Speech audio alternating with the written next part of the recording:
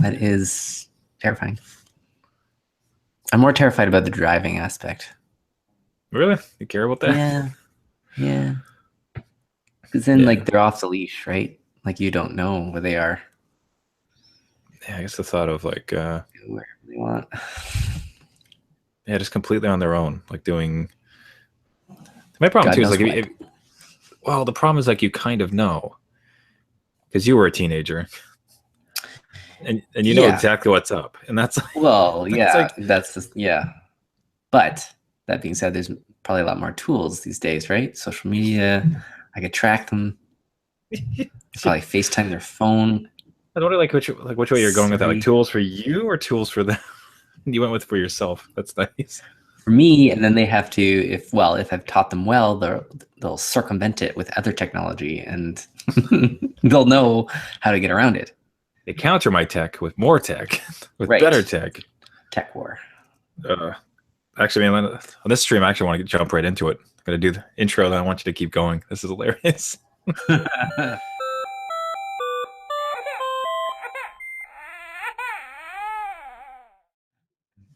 The adult beverages are poured, the kids are asleep. Welcome to New Dad Gaming, a show about fatherhood, gaming, and new fathers figuring out their gaming lives. My name is Trevor, and I have a 2-year-old and another on the way.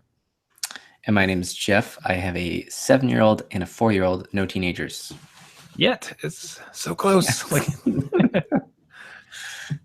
less than double your one son's current age. So I mean, like I don't know if you ever had that conversation with your parents. I don't know that I had.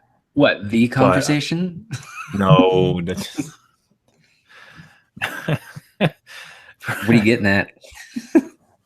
There's more just the, man, I'm kind of curious to ask my parents now. Just the thought of, you must have known what I was up to when I was a teenager.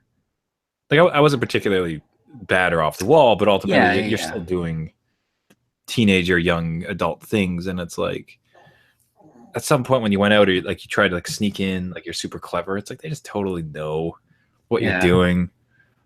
Yeah, I don't know. I think my mom was pretty oblivious to, like, again, I wasn't a bad kid. I didn't do stupid stuff that I really know of, I guess.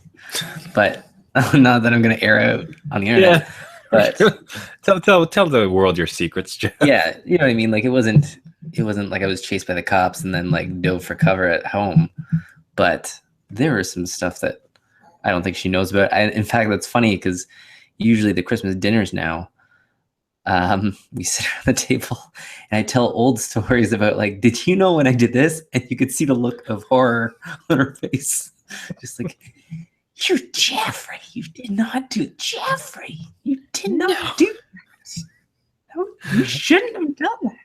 It's just like this image in her back, just like chipping away slowly. Yeah, it's like that innocent son is gone.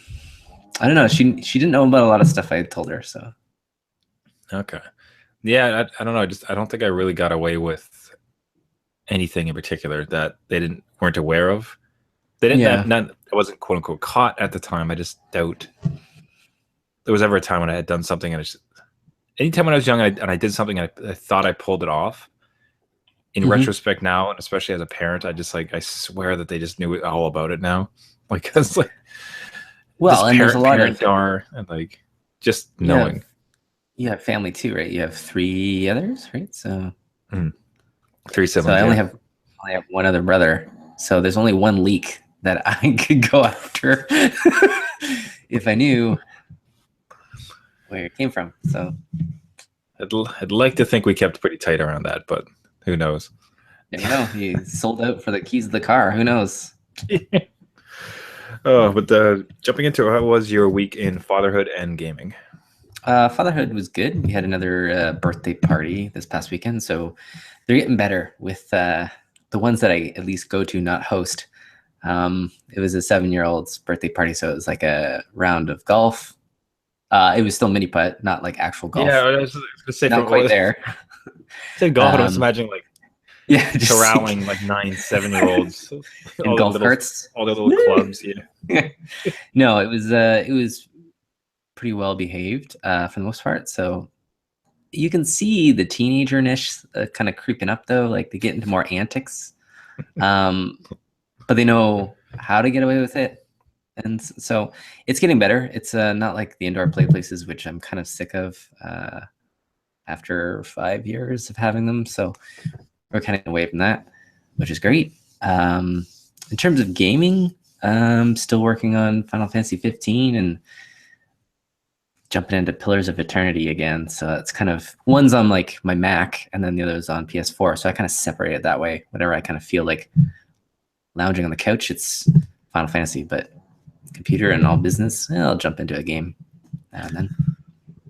Separating a little bit of business, yeah, nice. Yeah, why not? The like kids love to watch, like they love to watch it. So Final Fantasy 15, that's okay. Pillars of Eternity's got some gore in it, so I'm like, Yeah, not so much. So walk me through though, because I still can't. So we're in the mode of when my son is up, it's you need to contain the tornado. So yeah, there's not like. So it still baffles me. I've pegged you a couple times on this. So like you play games while your kids are awake. Like how the hell does that happen? Like yeah, walk me through. Like is this like you arrange it with your wife, or like you're gonna from 2 to 3? You're going to, and if they come in, that's great. Like walk me through this afternoon, like the last time it happened. Okay. What time of the day could it possibly work? There's criteria to be met. Okay, first of all, they have to be well behaved. Like if they're not well behaved during the day, there's no chance of playing a video game. So that usually doesn't meet. So that rolls out 95%. Yeah. So sometimes that happens, sometimes that doesn't. Second is like if it's kind of like a rainy day or something, the weather usually plays a big part. Like if we're out and about and we've had a long day at the splash pad or a birthday party or whatever, we come home, like that's it. I'm not playing a game, at least with them. I might play it later on when they've gone to bed. That's kind of step 2. But if it's again like a rainy day, I'll kind of it's almost giving my wife a break, and I'll take the kids and we'll go downstairs and we'll play something that they can both either participate in or they just want to watch, which is great because I remember having that with my brother. I would play the video games and he would watch. So I like to have a scheduled task. It's like in the sense that like, hey boys, do you want to go play? Yeah, it's more. Yeah, it's more like you wing it. It's not usually early in the morning. I kind of want them not to, I don't know, stare at a video game all day. Like we'll just play an hour to break up the afternoon. But they'll have to read a book first or do a sheet, which is usually like math problems or like a line of text that they have to write out. So that's like their little homework, and then they get this reward, which is my reward, really. Yeah, sense. So like, you play a game, like yeah, great reward. Thanks. Okay, guys, I'll go play. And if they finish all their dinner, they get to watch you eat ice cream. Like what? Yeah. Interesting reward system in your house you have. Sorry, guys, you don't get one. That's paid DLC. Can't do it. I bought the ice cream. I'll eat it. Damn it! That's what this house is. Yeah, so sometimes it happens during the day. Most of the times it does happen at night when my youngest is asleep. My oldest gets to stay up an extra hour. So I'll play with him, and then he's usually a bit more advanced too, so he can participate in the games too. And that's what I kind of want to. If he's always watching all the time, he's not going to get as good as me, and I won't have proper competition when he's a teenager. So sounds like it'll backfire though. Like at some point he's just going to start ruining you. Yeah. Like, well, you've ascended me. That's it. I quit video games. I'm going to write some books. Kick him out of the house. Like, well, no, or that. Good enough. Like, off you go. I'm 12. Well, not my fault you got good so quick. Yeah, you leveled up too quickly. Get out. Onto the pro scene, son. All the best. Sent him on his way with a controller. Yeah, bring back some money. I want to cut. Nice. Yeah, demand for 15%. Yeah. But no, that's about it. That's kind of how it happens. But most days they misbehave one way or another, so it's not really gonna happen. Yeah, I'm telling you, that's a dream though. That's fantastic. So now you have them do lines of math or writing or something like that. You guys just have sheets that this is outside of schoolwork. You give them like sheets. Yeah. We just print them off the internet, or at least my wife does. She's found a couple just good sites, and they're just like dotted lines for my youngest, just to kind of trace around the letters. And my oldest loves math, so we just print out random math problems for him to do, and then it's kind of fun to them in a way. Like, it doesn't feel like schoolwork yet. Maybe they're a little bit naive on that fact until they get wise to it later. Yeah. But, well, the best part, your son's going to eventually get homework. Oh, yeah. He's like, what do you mean I have to do? Yeah, I do this already. Wait a minute. Bing. It's like grade 10. Bing. That's what I'm hoping.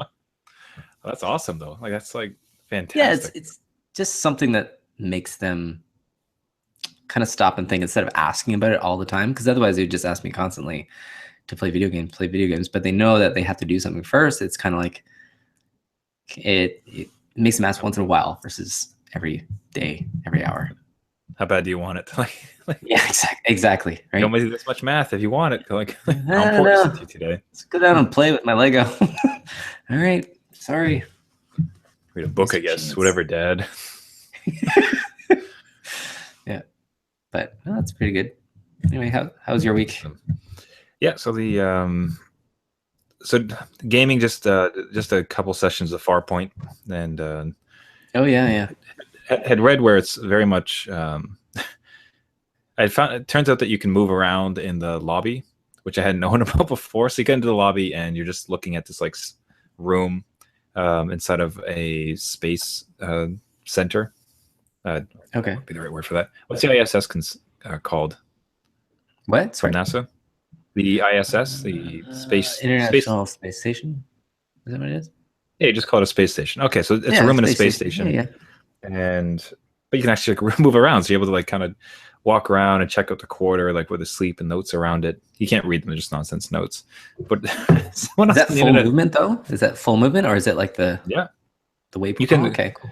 What's really interesting with the movement that they did is it's actually you can control it. So they've designed the levels that you could totally do it without turning your character if you want to. So you can move the character just like strafe, left, right, forward, back. All the levels that they've built it very specifically so that you wouldn't like that would become an issue. You wouldn't have to take turns. However, you can enable it. Oh, so it's either I think that turning, and I can definitely see it too because it is a little bit disorienting. Yeah, where when you the back and forth and everything, you get used to. You get your legs in it, but when you're swinging like back and forth, without your actual body doing that, like it becomes very kind of confusing. And I think ultimately, like if you had more room, like I don't have a lot of room in my setup, so I don't really stand up or anything. But I imagine if you're able to actually stand up, you can probably just actually kind of shift your body a bit more. Oh, you're not standing up during it? No, the way my room is set up, I don't have room. Okay. It's a TV and the couch, and I have just enough room that I can sit on the couch. I cannot stand. I'd have to be like on my knees on my couch if I wanted to do it that way. See, that's what I felt like with Dirt Rally, I had to be sitting down. Battle Zone or whatever, the tank one, I had to be sitting down because I felt like I was like driving a vehicle, right? But the other ones where it was like the Rush of Blood or whatever, I guess you were standing, and then when it went to the roller coaster, I had to sit down. I don't know. It was like a weird, my mind had a better time with kind of getting that information and putting it, okay, you are sitting in this world. That's like, not yours. Like, no, you must sit, sir. Like this is, you need to be immersed that way. So anyways, I found that, but someone found online like a cheeky kind of sub game that they included in that menu where you can take, there's this port hole in the one side, like just stares down in a hole, and you can like bat things into it with your gun. So it goes in front of you, then it's like the cans or like a coffee maker sitting in front. So if you just like slam it, kind of like a cat towards the hole, like points come up. It's really? It ends up being like it's way too much fun. You're just like these people have created this whole like incredible VR shooting world, and like you can just imagine the number of like idiots sitting in like the menu, like woo, they're just trying to bat random items into the. I hope that you have it playing on your TV screen, and your wife comes in and she's like this is what VR is, and you're just batting this thing. This is what you bought. This is it. This is $500. This is what this is right now. Was this worth it for you? It's totally great, honey. You gotta get in here. So there's, yeah, a couple really tiny ones of that, and yeah. Otherwise, I guess just keep thinking about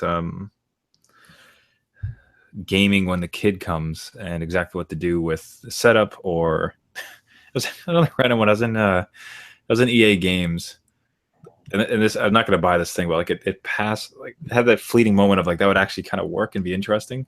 Okay. But it's one of those like TV cases. So it's where it's a suitcase that opens up and it holds your system, and then the top drawer is a TV and like the monitor and everything. So Like an all-in-one. You just pop it out. Whoop. you just have it. You have this place thing somewhere, and then when it comes time, as opposed to having to go to a particular part of your house where everything's set up, it's just like, all right, this is like 20 minutes. Like load up this suitcase and get going. So one of those like looking at it fleeting moments of like, huh, that's it's not a bad idea. That might. Yeah, I can see the market for that. But the that's about it. It's going to take a long time. I keep wanting to get in, and I keep wanting to find like 30 minutes to an hour to finish Uncharted, because I'm at the end of it. Like, or at least I think I am. But I don't know. It just comes down to it, and like, I guess what I'm concerned about is that I think it's going to be more than 30 minutes to an hour to finish it.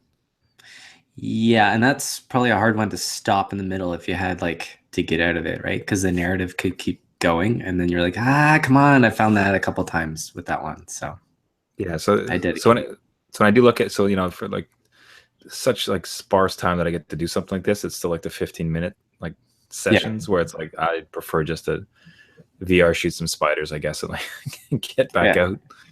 Fatherhood was I don't want to keep like being a downer on this show, but it's a lot of stuff.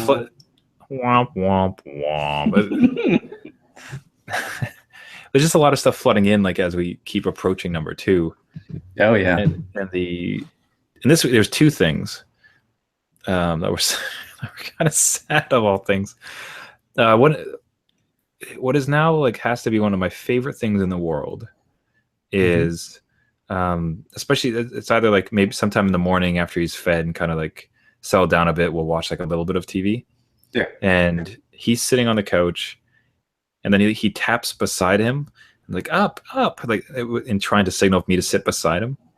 Oh, okay, that's cute. So he taps like beside him, like come and sit here. Yeah. And then I do, and you just kind of like cuddle together and like watch a little bit of TV.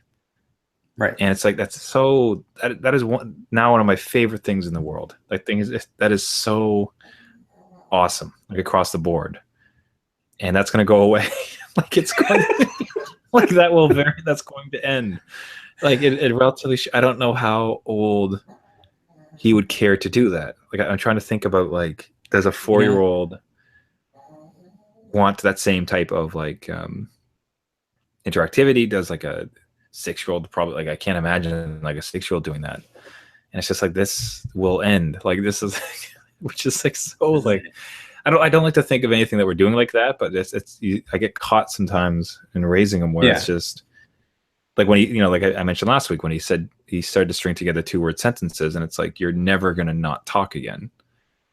Like that part's over. So he's like these milestones, while joyous, are also sad because it's just like this. It's passing of things that you enjoy aren't going to happen. So he did that a couple times this weekend. I just like it really struck me as far as like, damn, I'm gonna miss that because I like this so like it is so great for me to this.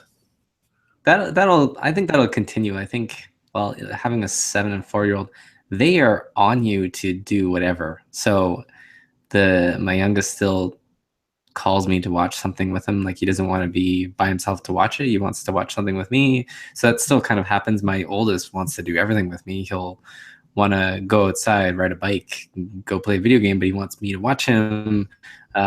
Even go downstairs and play Lego with him. He wants me to be around, which is great, because otherwise like you will kind of get uneasy. You're like, wow, this is, we're gonna have 2. It's gonna split my time.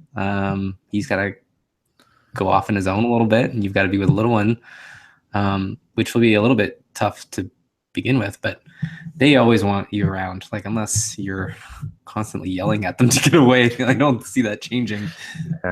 Or I can imagine. I imagine there's some like kids who just have a certain personality where it's like super independent, perhaps. Yeah. That's funny. That's an exact segue though, because that's the second thing that really started to strike me is I think we were at a mall picking up something for a birthday party we'd actually also gone to just today, which was funny because like we're one of two parents that had 2-year-olds. Everyone else had 1-year-olds or under. Yeah. And they're having a fine time because they're just on picnic blankets and they're all like within this radius because their little ones can't move. Right. I'm running around like a jerk, like on the outside, like I'm a kilometer away, like watching this party. I don't know if you saw this. Like, I posted a photo and it's literally my son in like barefoot, nice pants that are soaked, shirtless, chasing a squirrel around a tree. Oh, is that what it was? Yeah, Okay. he's just Yeah. just tearing after this squirrel like a savage. And there's this like, and on the other side of this is this like well-behaved group of 1-year-olds having a birthday party with like food and drink. Yeah. Like I'm trying to mangle my feral kid who's trying to like eat squirrels apparently. But yeah. Sorry, go on. No, just chasing the wild. I remember my kids run around, and when there's, not to scare you, but when there's two of them and they're both going in opposite directions, you have to have like a code with your wife or who your significant other. You're just like, all right, you got that one, I got this one. Yeah, like taps. So yeah. Otherwise, it's just like two take off to the one and you forget the other one, or you just like jumble yourself. Oh man, but yeah. So I guess the thing that like, so we were so we're shopping for that birthday party. I think we'd stop for a bite to eat and playing with them a bit in the kids center that was there, and the thinking around our time with him will be halved. Where it's been so kind of that focus on him and like the time together that we've had has been really great. And especially in like retrospect, I imagine at the beginning too, like, see, now would be a good time to have a montage of like, we had to rewind. Oh yeah. God. Yeah, exactly. Just play that now. But in retrospect, where it's the focus and the time that you could spend with him, just like it's like he's alone and it's two of us and it's just us and him, and us be able to like dote on him, all of our affection and focus. Now, like I remember, I think it was even you who had referenced a quote that's saying that when you have a second kid, it's not like you have to split up your heart in half. It's more that your heart doubles, and like which I really like that thinking. That's really reassuring to me. But the time is definitely finite, and focus is too. Yeah. And I guess I'm trying to think about like, so I wanted to get your opinion on that because like I'm thinking that the second one comes around, and it feels like a double whammy where like the second kid is not going to get the focus that this first one had, where we were able to just give him everything we were because of time. Like just there's now two of them, so like they need both need some of our time, and now the first one also suffers is a bit of a strong word, but like he will see a decrease in the focus on him very notably because there's this other one to do. What was, if you can recall your transition when the second one came and that going through that, like what happens now when there's two and the time like from it? Yeah. Well, in the beginning, it's going to be kind of a mess just because you do have a newborn. So like playing it straight. I like that. Their needs are like completely illogical. Like they're just off the wall. Like, you know, I'm kind of hungry, but not quite, whatever. I maybe have a dirty diaper, maybe not. And you're just kind of running around trying to fit the routine you had with your first one into the second one. And for the most part, it does work. It's just our second, at least, was a different child, different needs and different sleep times, different all that. So once you get acclimated to that and they get a little bit older, so closer to one, you'll see that the time that you kind of miss with your first is filled with that sibling time. So they start to play together. So I think that bond that develops is a lot not stronger of like your bond, but it's something that kind of makes them grow up, and it makes your second one grow up faster. So I'd watch that too. The milestones you kind of experienced with your first, I think it's going to be a lot quicker with your second, just by nature of them being together, and the older one wants to do stuff that the older one wants to do and the younger one wants to tag along. So that seems to go quicker, and that bond develops pretty soon, and that kind of fills their time. So you're not so worried about them. I think they'll figure it out, and it won't seem, at least to my kids, it didn't seem like I was ignoring them in any way. They had their own time together. What I think did help was like one-on-one time together. So if you took your oldest out to a movie or something, just you and him time, I think that once in a while definitely kind of reassures him that, you know, nothing's like changing like crazy. Like, well, it's yeah. Well, we are. It's changed forever, there, son. So the we don't get not going to see you too often. Best of luck. Yeah. Well, right now and then, but you know, once in a while we'll see Despicable Me 3, and that'll be that. But no, I think those kind of trips help, and your time will definitely be a little bit not cut in half from what you had. Just the private time that you get is kind of missing a little bit. So your oldest will stay up a little bit longer.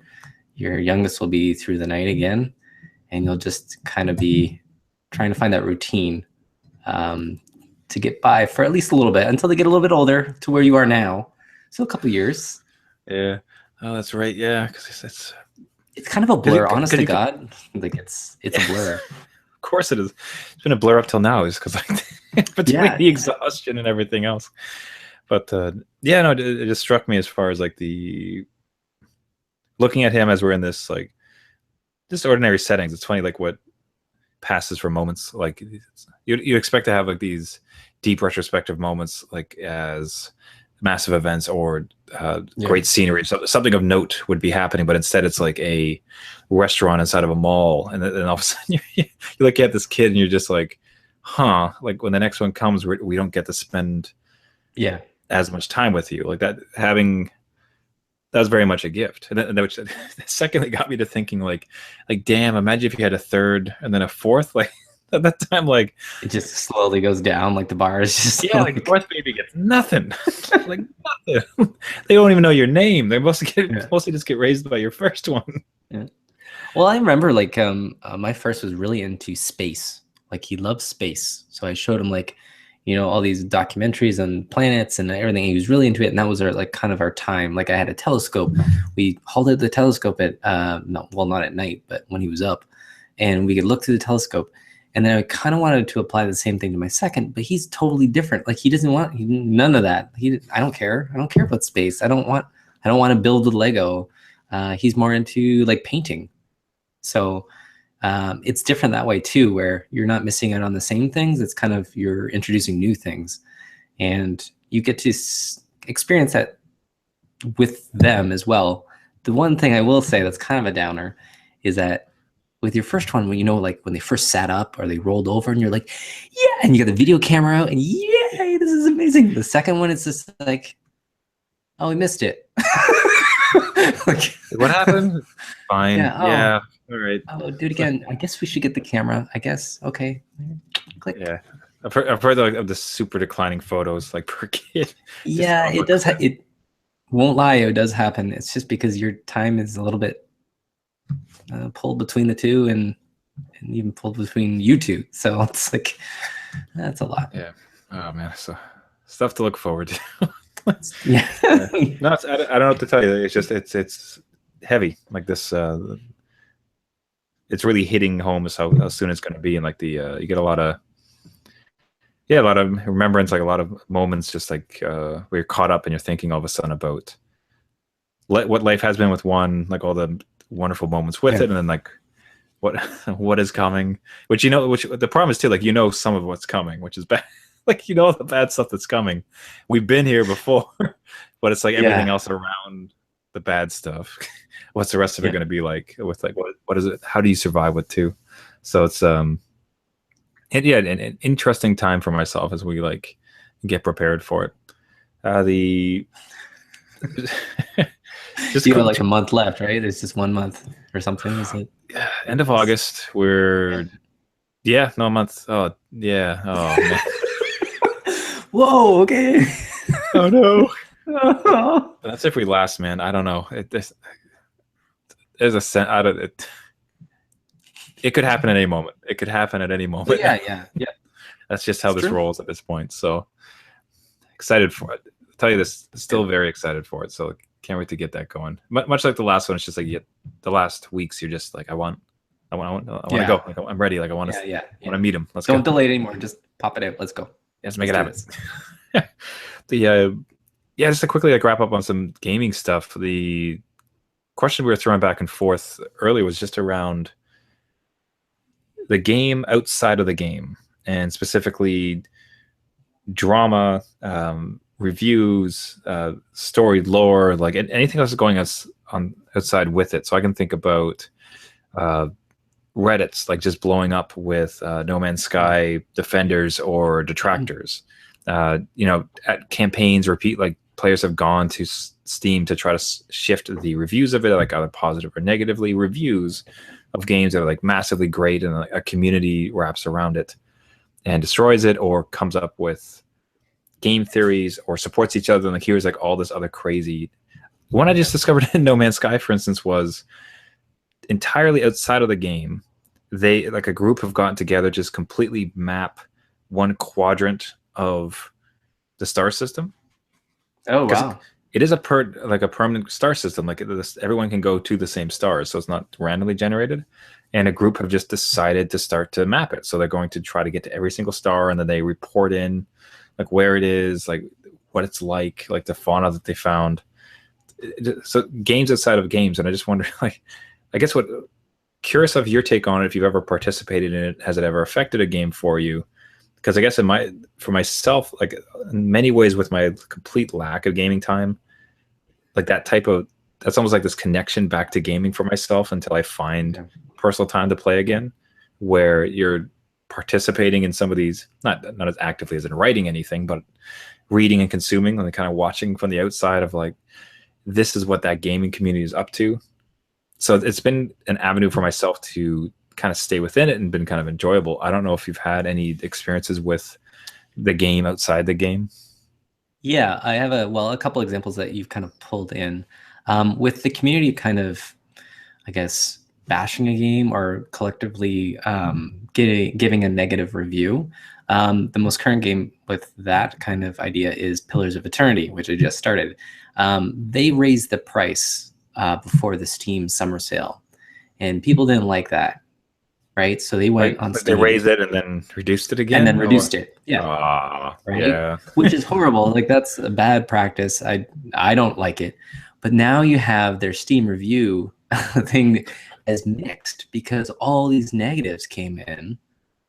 Like I don't know how many, like 1,000 of them, saying negative. I don't approve of this, and nothing was about the game itself. So I found the game at a relatively cheap price. I wasn't paying full price.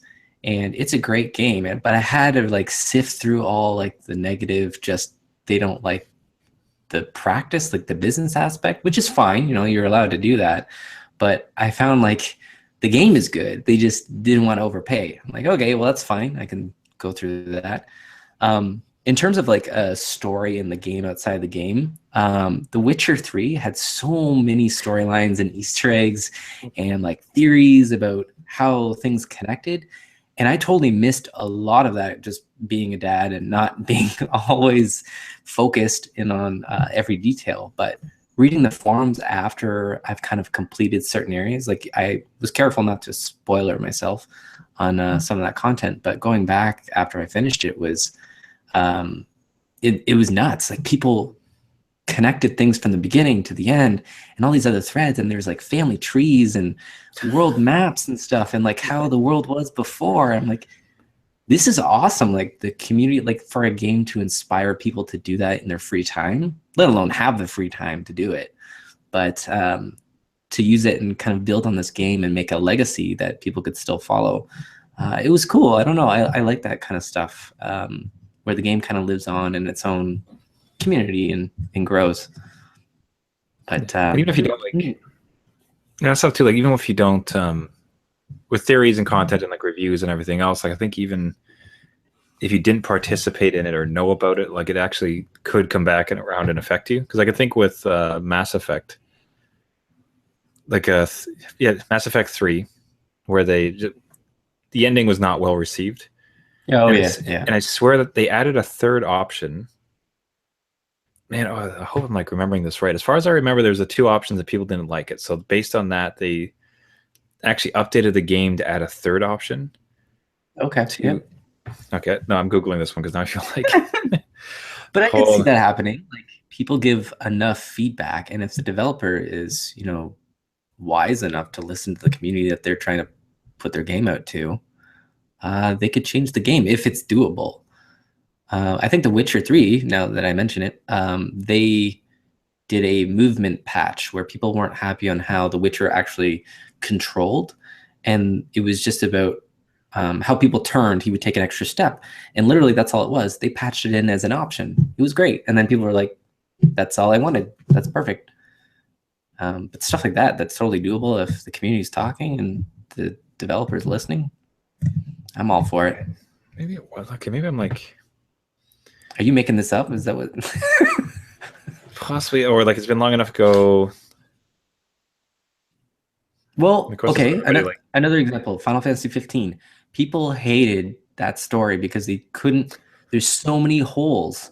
And when I got into it, the patch that was 15 gigs or whatever it was, put in all these extra sequences from Kingsglaive and like new CG cutscenes to fill in that story because they were realizing that, hey, look, people don't understand it.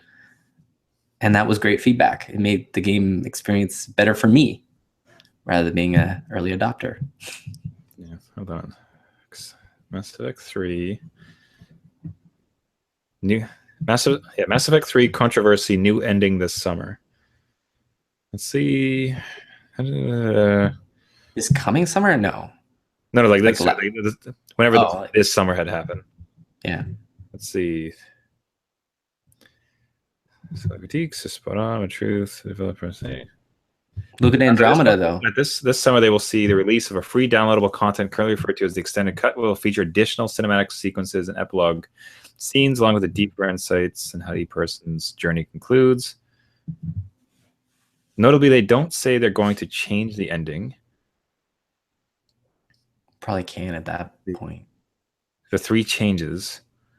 Methods, not likely the additional cinematic sequence. Okay, so they just added, never mind. So there was the 3, it's always the 3, but then they just added some additional like backstory around it. Okay, that doesn't count. I just want to, like, as soon as I to say, like, that sounds, I don't want to I don't want to bank on that. No, but like accurate on that one. Look at Andromeda, where the characters were so bad that they went back in and redid some of the speeches because it was not synced and graphically ugly. Or, I mean, Destiny, when I think fan uproar caused Dinklage to be removed as the that was like voiced, and people hated like the performance, so they just had someone else come in and do it instead. Yeah, it was not good, but I don't think it should have been removed. I don't know. I don't know how bad it could have possibly been. It was just a robot kind of voice. It was. I'm like, maybe that was the direction he was given. He was not emotional. He was a cube or whatever, a floating thing. Man, with the but I could recall too. So with Mass Effect 3, like the expanse. I remember watching all these podcasts that dissected the ending, and like to hear the thoughts on it, because like that one especially, I think, is probably one of the biggest series that had any kind of effect on me. Like much like a book where it's just you've been with these characters for so long. It was so interesting to see how the story concluded, but to see the fan-made versions of the ending, how they would have done it, which is usually just like recuts of like existing cinematics, which is kind of cool. To read theories, to read like discussions on it, like all this, like, of course you then get the drama as well, like Street Fighter. It was just ripped apart at the beginning. Like people were so upset about it, and then now it's all about the meta, like who's like is good, like following some of the notable stars as like they go through tournaments. Like to bring a whole nother layer to this thing, like all the professional playing of these games in addition to it. So you want to talk about an outside world based upon a game within a game. It's just like when people are trying to play it for money. So it'd be like Hearthstone championships, CSGO championships, Halo championships back in the way. I don't think those things exist anymore. But like not only are you Yeah. talking about this game and like enjoying this game, but now you have like you're talking about people, people and characters who are playing this game, and all the politics that surrounds like that, and all the crazy stuff that would happen that anytime actual humans get involved and money's also involved in tournaments. Yeah, exactly. Way different than even Rocket League. I remember Rocket League was just a freebie for at least the console users, and then it rolled out to everybody, and now there's a gaming competition on Rocket League for money. Have you ever watched one of those? I don't know. Like I've seen some just ballistic gameplay, and the level of control is like, how do you possibly? It's insane what people can do on there. Like, there's no way I have the time or the patience to do the maneuvers that they're doing in the game. And that's half that's like, if you've ever watched a esport kind of championship, even like CSGO in particular, their keyboards and mice are all kind of like measured where they need them to be and all hotkeyed. I'm like, I don't remember those days. I'm sorry. I was like WASD. Forward, back, left, right. mouse, click. Pistol is number 1. Got it. And that's done and finished. Yeah, I'm dead. No, like the strategy and like the collaboration that goes into like any of those like matches, especially teams, is just astonishing. Oh, like, how does this stuff exist? No. But again with the communities where like they're talking about best strategies, like I can't get past a certain level, not level, but like I can't rise past this rank on the public leaderboards. Like, how do you do that? Like, it's it's so like most of them, I will say, are very well maintained, where they won't give away the story or like the easy answer. Like, they won't just blurt it out like, oh, you need to be, level 40 with this blood sword to kill the final guardian, and his name is blah because he backstabbed you. Like, they're very like, they'll kind of drip feed you the information to get you through something, which I found great. Like, a lot of that stuff is just very well manicured, so no one's being spoiled by going into these forums. YouTube's a little bit of a different story, where you scroll and then somebody's like, hey, look, the ending to Mass Effect was this, and you're like, oh god, you son of a I've appreciated that actually, though, because I think there's been a couple games where I just said, like on dad time, I'm like, I'm not gonna, I don't care. I'm not finishing this game. Show me what the ending is. Yeah, fine, good. Yeah, I've watched some playthroughs too, right? And like, just show me the ending playthrough. Great, that's 50 hours. Yeah. Cheers, you two. That's great. Yeah. It's a entirely different world. Like, so it's the ripple effect of a game landing, and especially when it means something to the community, is astounding. Like it drops, and then it's like forums, communities, videos, fan art, theories, like, and how much, and then again, how that kind of feeds back into the game. Like, it's definitely it's a wild time, man. No, it's all great, and it's for the most part for the better. Like, even one last game is Battlefront. People hated that game when it came out, just with the lack of content. Some suckers bought it. I won't say who. Yeah, yeah, some fools. But no, they dramatically changed for the better. I hope is Battlefront 2 with the story. Yeah, better for you. Like, who's a sucker now? So we'll see. They promised it. We'll see if they deliver, but. The community spoke and they listened. If they didn't speak, then it would be the same stuff rehashed because they made their money on it. Just do it over. Yeah, no, it's for the better. Like, I think that's, you want to make sure you like them to stick to their artistic visions, but if they can definitely take feedback from their most loyal fans and be able to improve, then yeah, it's great, man. But and like I said, for guys like myself who are sitting on the outside, it gives you a little peek on the other side of the walled garden. They hope to go and traverse one day. Yeah, we'll get back there one day. One day. And you'll be miles ahead of me. Like, you'll be like at least 2 years into the future as far as like where I am. Where it's like, yeah, they're 12 now. I get to play so many games again. Woo, this is great. I'm like, oh god, birthday parties. I have no time. Sorry about that. Sorry about your luck. Pew pew pew. The future is great. I love it. We got an air. Yeah. Cars that fly in the sky, Trevor. Get over here. Oh, can't we? I'm sitting there trying to rock a baby to sleep, just watching. He's like his blast on the other side of this fence. One day. Oh. And until such day. Thanks everybody for listening. This has been New Dad Gaming. This is a weekly podcast. You can find us on any of the podcast stores, iTunes, Google Play, or any other podcasting service. If you'd like to reach out to us, you can find us at our website, newdadgaming.com. You can also find us on Twitter and Facebook. Please do drop a note if you'd like to have any show suggestions, comments, questions, anything else. And as most importantly, if you can give us a subscribe, a like, and a share for any new dad who games, or at least wishes he could and reads fan fiction on forums until such day. But we'll get back there one day. Until such time, my name is Trevor, and I have a 2-year-old and a second on the way. And I'm Jeff. I have a 7-year-old and a 4-year-old, and live in the future. So far advanced. It's like, we're just gonna rename the show. Don't worry, Trevor, you'll get here. Yeah. Watch out for this. Just sitting in top hats, martinis, and Game Boys or something. Game Boys, yeah. Got my special gold Game Boy. You're doing fun in front of a fireplace. Hey. Oh, bearskin run, perfect. Oh, wonderful. See you next week. See you. Peace.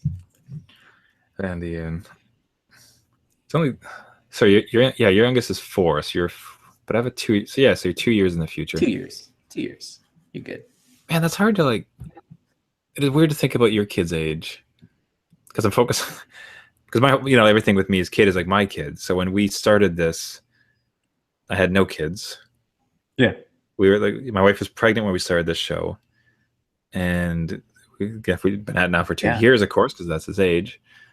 But like you had when you started, you had a 2-year-old. You had my current situation. Do you remember the first episode though? First episode, I was in a basement off an iPad. I was like huddled, like the first, and it was long form. Like we were trying to. This will be the one topic. We still try to generally have topics. Yeah. But it's much a little more free flowing. Yeah, I still had to adapt. Like I didn't know what I was doing. Like I have to carve out time somewhere. So. God, yeah. How did you possibly have time?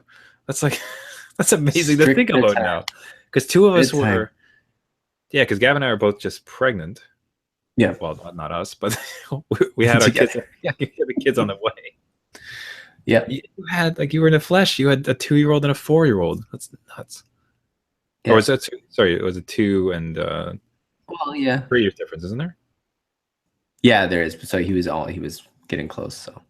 Okay, we'll call it 2 and 5. So you're right. You're in the thick of it, man. That's incredible that you were on the show. I'm living in the future, Trevor. See if I can cope. We'll see. Like, I get a 2-year-old and another one, and just like, nope, can't do it. Can't want to do it. Forget it. You're on your own. No, when they start talking and doing their own little personalities, I think it's easier that way. Oh, we'll see, it's easier to be. Also. I'm getting to talk back now, so they all talk back to me now. Talk back now. Yeah. Again, you're truly a dad. Yeah. What'd you say to me? Go to your room. Yeah. As long as you're living under my house. Yeah. In my house, under my rule. I pay the hydro bills. I make the rules. Till you beat me at Final Fantasy 15, you can't. Oh, don't set the bar that low. Yeah, that's true. He's gonna be the man of the house at like 9. I think something else. Battletoads. That. As if you've beaten Battletoads. I haven't, but I could lie about it. The subtle lies that keeps it all together. Yeah. How did he beat this? It's impossible. Man, I should watch it. Should try to watch a speedrun of that. I have no concept of that game after the what's the level? It's like the level with the jumping bikes. Yeah, you didn't skip that. I might have seen past it. I think I might have seen past that once, and I can't think of any other level after that. It gets harder after that because it's got like rattlesnakes that go away, and you have to jump on them and follow them somewhere, but it doesn't give you like an area where to go. It's like so impossible. Like there's no way there's someone could ever finish that. That could be your life quest, just to finish that thing, and like you'd still never succeed. That and the Ninja Turtle underwater level, impossible. Oh, can't do it. Yeah, screw that game.